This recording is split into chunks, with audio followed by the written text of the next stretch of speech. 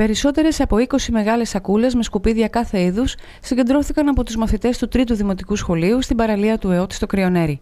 Η πρωτοβουλία ανήκει στην εκπαιδευτικό κυρία Γενοβέφα Παπανικολάου με αφορμή την Ευρωπαϊκή ημέρα καθαρισμού των ακτών και την εκστρατεία SOS Καθαρίστε τη Μεσόγειο 2014.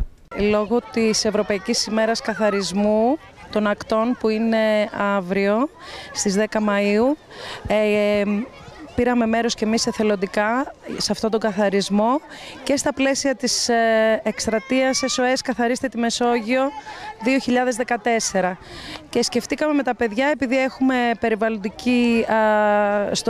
στα πλαίσια της περιβαλλοντικής εκπαίδευσης, να κάνουμε αυτή τη δράση, να καθαρίσουμε την παραλία με τα παιδιά. Κάναμε καταγραφή των απορριμμάτων, χωριστήκαν τα παιδιά σε ομάδες και έγινε καταγραφή των απορριμμάτων σε ανακυκλώσιμα και μη ανακυκλώσιμα και αναλυτικά τι απορρίμματα ακριβώς βρήκαν. Πιστεύω ότι ήταν μια ενδιαφέρουσα δράση για τα παιδιά, γιατί θέλουμε να ευαισθητοποιηθούν σε περιβαλλοντικά θέματα και να γίνουν ενεργοί πολίτες. Οι μικροί μαθητές όχι μόνο καθάρισαν σχολαστικά ολόκληρη την παραλία, αλλά έδωσαν και ένα μάθημα περιβαλλοντικής συνείδησης στους ενήλικες.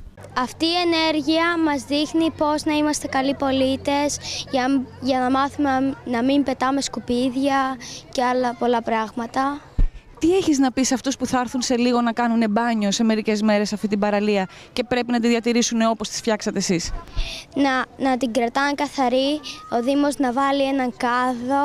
Αυτό που κάναμε δεν ήταν κάτι για να βγαίνουμε στο κανάλι, έπρεπε να το κάνει κάθε άνθρωπος που έρχεται σε αυτή την παραλία.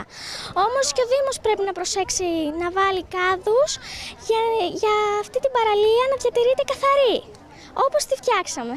Η συγκεκριμένη παραλία είχε καθαριστεί πρόσφατα, μόλις πριν από ένα μήνα, από το Δήμο και εθελοντικές ομάδες με το πρόγραμμα Let's Do It Greece. Ωστόσο, φαίνεται πως πολλοί ήταν οι ασυνείδητοι που την ξαναγέμισαν με κάθε λογής απορρίμματα. Ας ελπίσουμε ότι η πρωτοβουλία των παιδιών θα ευαισθητοποιήσει όσους την επισκεφθούν ξανά για να δείξουν έμπρακτα το σεβασμό τους στο περιβάλλον και στην προσπάθεια των μαθητών.